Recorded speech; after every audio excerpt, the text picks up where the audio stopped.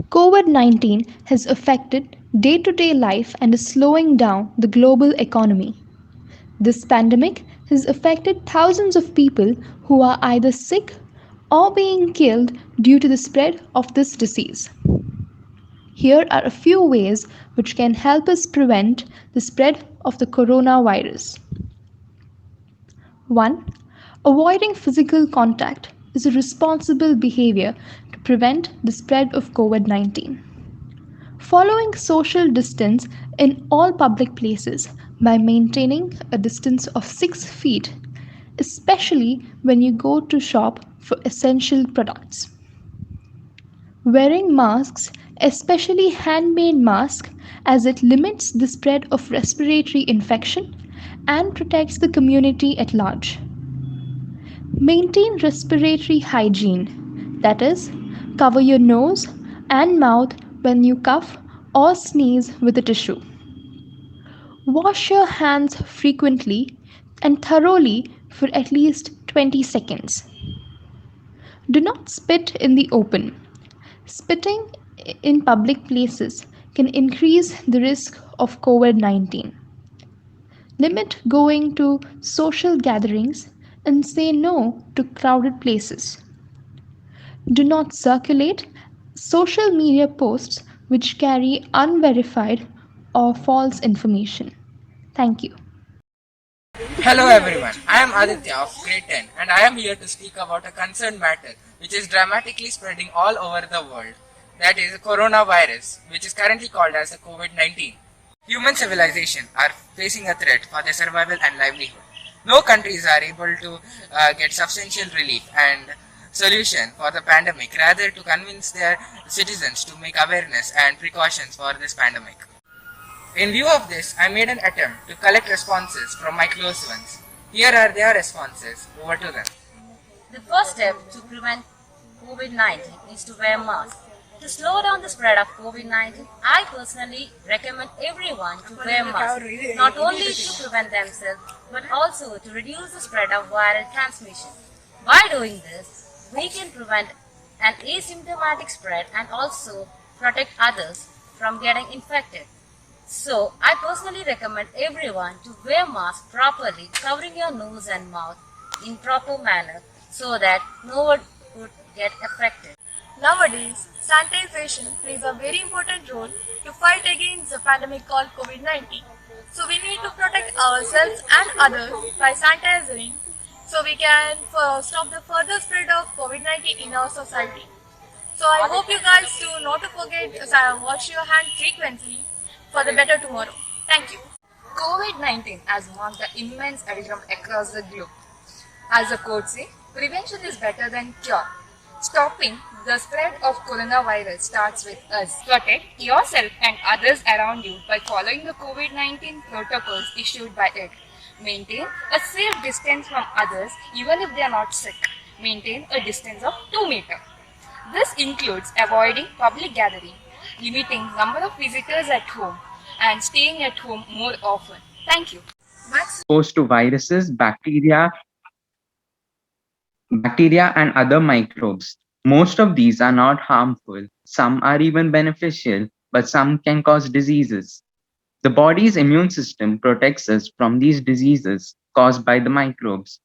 When microbes enter our body, our immune system gets activated. This results in a series of responses to neutralize the microbes, limit their harmful effects and ability to cause diseases. Once the immune system is exposed to a microbe, it develops a memory of that microbe and neutralizes it whenever it enters the body again. When we get vaccinated, a weaker version or a part of the microbe which causes the disease is injected in our body so that our immune system. Vaccines have several benefits for you. Firstly, vaccines save the life of a child by protecting them against multiple diseases. Some of the life threatening diseases, such as hepatitis, smallpox, and polio, that used to pose a threat to the lives of children, have been eradicated through the use of vaccines. And to the curious people, no, it does not contain microchips. There is, however, a much more common misconception about the COVID-19 vaccine that you cannot contract it after getting a vaccine shot. This is not really true. Instead, vaccination just turns COVID from this potentially deadly thing to a much more minor risk. Secondly, immunizations helps parents save money and time. A child who has not been immunized of preventable diseases can be denied access to childcare facilities, and if affected by the disease, it can be costly to treat and manage. Child vaccination is a wise investment, which is also covered by certain healthcare insurance. Some may argue that allowing the government to have total authority and making people get vaccination can be a violation of their rights. Yes, every person should be given freedom of choice. However, granting individuals these liberties deprives the society of its right to be protected from preventable diseases. Even though young children cannot make their own decisions, the decision on whether or not to get vaccinated carries a lot of weight and could be a matter of life or death. Distance, where reusable handmade face cover or mask at all times. Avoid touching your eyes, nose, and mouth. Maintain respiratory hygiene. Wash hands frequently and thoroughly. Regularly clean and disinfect frequently touched surfaces. Do not spit in the open. Avoid unnecessary travel. Do not discriminate against anyone. Discourage crowds, encourage safety. Do not circulate social media posts which carry unverified or negative information. Importance of wearing a mask. Face masks have become essential accessories in protecting yourself and others from contracting COVID-19. It is recommended that people wear face coverings in public. Hygiene is essential. That starts with washing your hands thoroughly with soap and water, or use the alcohol based hand sanitizer to keep your hand clean. Whenever you cough, sneeze, or blow your nose while preparing food or while eating, caring for someone sick, always remember to cough or sneeze into your arm or tissue.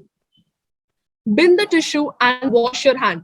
So, what you are actually doing is catch it, bin it, kill it, and stop it. So, I would like to explain this. When you're sneezing or coughing into a tissue paper, you're catching the virus in it.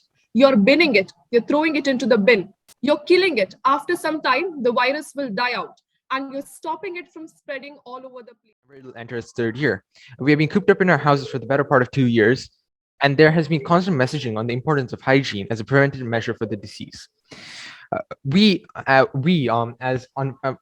Especially minors, unvaccinated people, we need to look after our own safety, and cleanliness is one of the first barriers towards against infection. We should keep our surroundings hygienic and well ventilated. While it's unclear whether COVID can survive on surfaces, it's generally a good practice to prevent secondary infections, such as mucormycosis, which can potentially be deadly. Carry a small sachet or bottle of sanitizer with you. The sanitizer should be near pure isopropyl alcohol in order to neutralize the particles. Wash your hands frequently. If not to neutralize COVID, it'll kill other pathogens, which will prevent the weakening of the immune system. Keep masks clean. Dirty masks are a health hazard and can cause other sicknesses, not just COVID.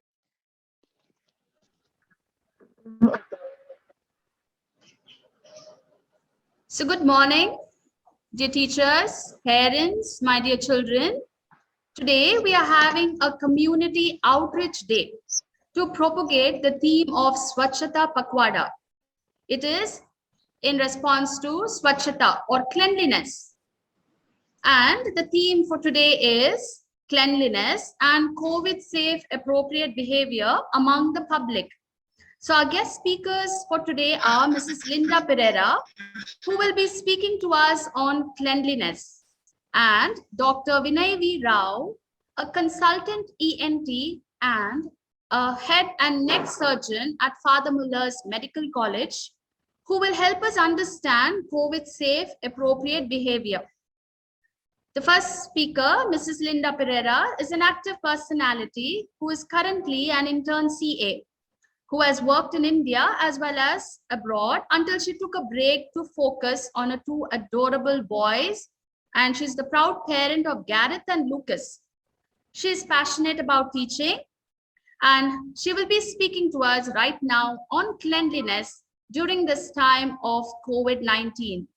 Over to you, Mrs. Linda. Cleanliness is a practice, not a project. Cleanliness is not a matter of instinct. It is a matter of education. And like many great things, you must cultivate taste for it. Good morning, my dear teachers, parents, and dear children. Today, I shall be speaking a few words on the topic how to promote cleanliness during times of COVID.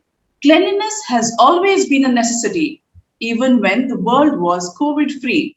It is vital for a healthy body, mind, and soul. Cleanliness at home and around our homes is essential, especially during these current times when epidemics are on the rise. COVID 19 has been wreaking havoc since December 2019. We are all aware that prevention is better than cure. However, COVID is an infection that we can all possibly run from but cannot hide from. Since the virus was first heard of, till date, we have heard and read a lot about the virus, sometimes contradicting opinions. We are no experts, but as lay people, what can we possibly do to stay safe by incorporating cleanliness in our routine is a big question posed to all of us. It is best to rely on expert opinions and advice. Hence, I shall be sharing a few points with you based on the recommendations of UNICEF and WHO. While research into COVID 19 is an ongoing process, we for sure know that the virus can survive on surfaces for a few hours or several days. But the good news is that simple disinfectants can kill the virus. This is exactly when the need for cleanliness steps in. When we talk about cleanliness during times of COVID, the first concern would be what areas do we clean? Cleaning the common touch surfaces is very important to reduce the risk of infection. Regularly clean the door handles, countertops, handrails, light switches, bathroom surfaces, and also your mobile phones and keys. The next concern would be how do we clean? If a surface is dirty, first clean it with soap or detergent and water, and then use a disinfectant product containing alcohol of around 70%. Diluted bleach solutions can also be used. Disinfect your home when someone who tested positive has been in your home within the last 24 hours. Ensure adequate ventilation while using any disinfectant and use fans to improve the flow of air. Use alcohol based wipes to disinfect surfaces of electronic items. There is no need to disinfect your home if you do not or did not have a COVID 19 patient at home. Cleanliness and personal hygiene go hand in hand. It is good practice to remove your shoes while you enter your home and change into clean clothes when you return home after being in crowded places, and washing your hands and your exposed areas immediately with soap and water. Research has found that coronavirus can survive on fabric for a long time. Wash your clothes with warmest appropriate water settings and dry completely. Both these steps help to kill the virus. Wash towels, clothes, and bedspreads regularly. Now, how do we clean in case a person who is infected is quarantined in your house? In such situations, keep a separate bedroom and bathroom for their use. Wear gloves while handling the dishes and utensils used by the person who is sick. Use a dedicated and lined trash can for disposing waste of the person who is sick. Use gloves while removing garbage bags and handling and disposing the trash. Coronavirus is said to remain stable on various surfaces like cardboards, plastics, etc. Thus, make it a point to throw away additional packaging material like plastic bubble wrap, bags, cardboard boxes as soon as possible. Waste management plays a vital role in keeping our surroundings clean and preventing the spread of COVID and other infections. The total number of COVID cases worldwide, as per the Worldometer, are a whopping 21.8 crores, and India alone accounts for about 3.28 crore cases. Can you imagine the amount of medical waste that has been generated due to this and the need to manage this waste? The Hindu reported that nearly 146 tons of COVID related biomedical waste are generated daily in the country. Surgical masks, face shields, gloves, personal protective equipments or PPE as you know them are being disposed by the roadsides, behind hospitals, beaches, in the parking lots, or even crematoriums. This act could harbor the novel coronavirus and other infectious pathogens which can be hazardous to humans and environment. Therefore, waste management is the need of the hour. There are certain guidelines provided by the CPCB, that is the Central Pollution Control Board, with regard to the disposal of wastes generated from quarantine homes, camps, and home care. Caretakers of COVID 19 patients have to store the waste in yellow colored bags provided by the urban local body, which must be handed to the authorized waste collectors. Used masks and gloves should be immediately stored in paper bags for a minimum of at least 72 hours and should be cut into pieces prior to handling it to the waste collectors. Home caretakers shall never mix general waste with biomedical waste related to COVID infections. Our Prime Minister, Mr. Narendra Modi, flagged off the Swachh Bharat Abhiyan on 2nd October 2014. It is a nationwide campaign and it aims at achieving a cleaner India. Every citizen of the country, and not just the sanitation workers, have been called upon the Prime Minister to participate in this mission. Hence, it is the responsibility of every citizen to make India a cleaner country. This virus is likely to be amidst us for many months, maybe years, no one knows. So, it is important that one does not let his or her guard down and make cleanliness a routine.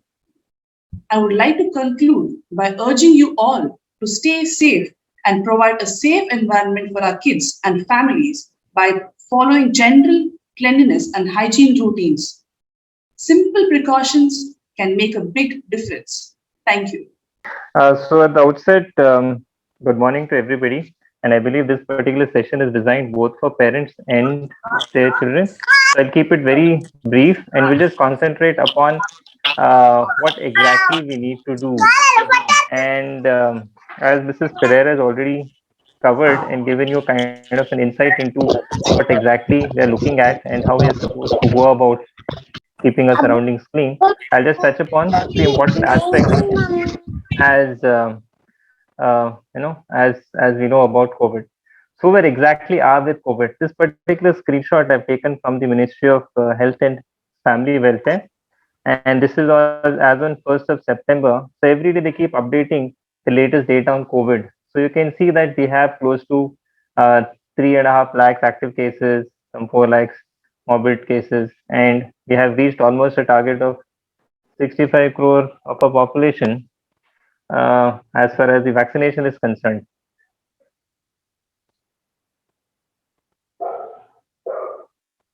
Ma'am, is my screen visible? No, now it stopped, sir.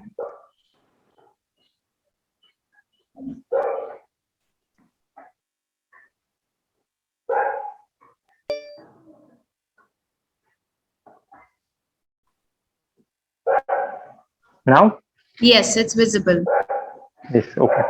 So we have come to close, I mean, around 50% of Indian population is more or less vaccinated, at least with one dose of vaccine. And we aim to vaccinate at least 60% of Indian population by December this year in order to achieve herd immunity. And we might look at some better figure after that. Now, what exactly this COVID pandemic has taught us? Now, COVID pandemic is an unprecedented and unanticipated challenge. Nobody was prepared for it. Just hit us out of the blue. So, what is needed? We are in it together. So, we have to collectively come together, act upon it, and support. We need to reinforce the importance of preventive measures because this is a communicable disease. It goes from one infected person to so many others. So, we can't really stop the manifestation, but we can prevent ourselves from getting infected. And it's a long fight, and which is far from over. As Mrs. Pereira has already mentioned, we don't know what happens tomorrow and what's going to happen in years to come. It's going to be a long drawn fight. And recently, they have detected a new strain which is supposed to evade vaccine also. So every 6 months, newer strains are coming. So we don't know when we will see the light of the day. So the government of India, along with Ministry of Family and Ministry of Health and Family Affairs, have given us a 15-step guideline. So what are these? These are the 15-step guidelines. We'll take it one by one. So first one is greet without physical contact. So when we come across people, no more handshakes, no more hugs and pat on the back. We have to develop this habit of saying hi, warm namaste would just be good enough.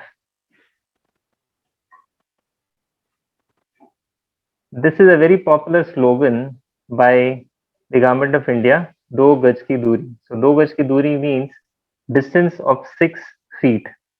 Okay. So we should have at least 6 feet of distance from whenever in a crowd, staying away from people. This would effectively minimize the chance of virus transmission. Okay. So follow distancing norms in all public places, especially when going out for shopping for essential products, pharmacy, hospitals, etc. And follow distancing norms even inside the room or office with other people. So it is not just when you go out, but also when you are inside in a room.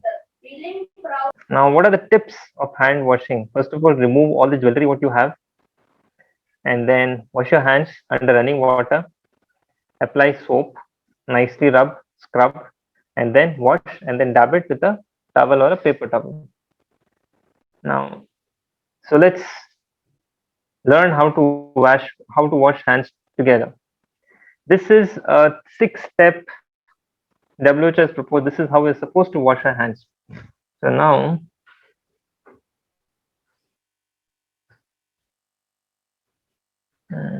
okay,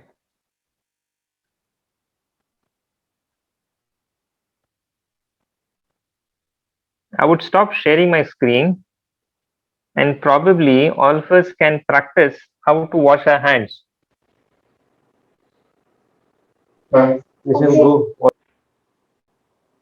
Okay.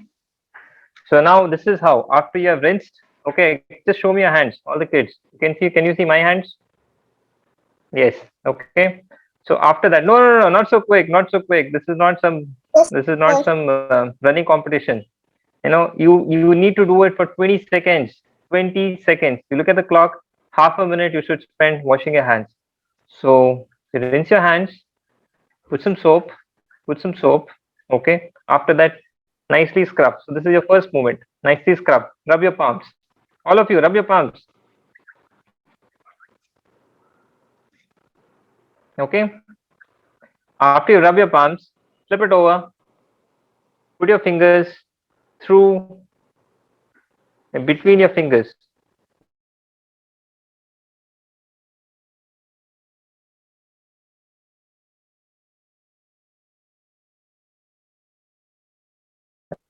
Okay. Okay. So after that would be your hold your hands like this and nicely wriggle your fingers. Nicely wriggle your fingers. Okay. Nicely wriggle your fingers. After that, take a thumb. Okay. This part of the thumb usually escapes. There will be dirt. So nicely clean your thumb. Then keep your palm, take your fingers, and then see this will help your fingernails. The fingernails. Okay. The dirt will be inside the fingernails. So it's supposed to hold it and then wriggle it on your palm. Okay. The same thing with the other hand. Okay. And after that, blah, and you have clean hands. Yes. So this in a jiffy, in a quick motion, how it would go is we rub our palms, we move, okay, and then next was what? We move, we move, we move, we move, we move, and then done. So all of you should practice how to wash hands. The minimum time is 20 seconds. So every time you wash your hands, make sure You put a timer of 30 seconds and then wash your hands properly. It's a practice. Practice makes a man perfect. So practice, practice, practice till you get it right. Okay. So we'll go back to our presentation.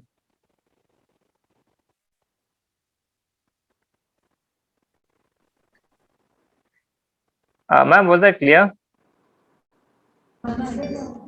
Yes, sir, you are clear.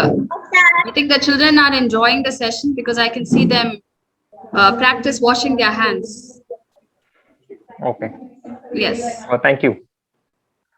So the same thing. Okay. Palms, fingers, fingers, fingers, thumb, nails, and out. Number 7, regularly clean and disinfect frequently touched surfaces. I think this also Mrs. Pereira touched upon. You should always make an effort to clean the virus. The virus stays on fomites. It even stays on porous material. But thing is that last year they had a study in a study published in the Brazilian journal, which was later reviewed by Ames.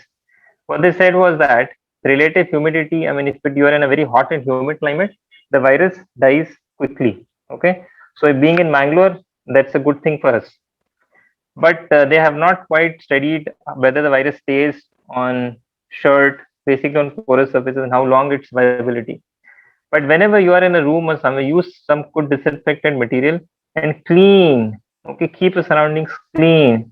There are so many disinfectant solutions available in the market. So as a family, you should come together and make sure that your house is spick and span and clean. It's disinfected. Okay.